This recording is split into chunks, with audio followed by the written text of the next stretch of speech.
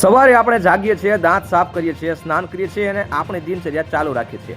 આપણે સામાન્ય રીતે એવું વિચારીએ છીએ કે આપણી ઘરની અંદર સંપૂર્ણપણે સુરક્ષિત છીએ, ખાસ કરીને બાથરૂમ જેવી જગ્યાએ.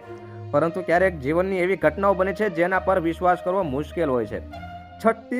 છત્તીસગઢની રાજધાની રાયપુરના રહેવાસી 40 વર્ષીય રાહુલ કુમાર જાંગડે પર આવું જ કંઈક બન્યું હતું. એક સામાન્ય સવારે દાંત સાફ કરવાનું એક સરળ કામ અચાનક દુખાવો થયો, જેણે તેમના જીવિત ડોક્ટરોની તબીબ સમજ બંનેને હચમચાવી નાખ્યા. તો ચાલો જોઈએ કે દાંત સાફ કરતી વખતે શું થઈ શકે છે.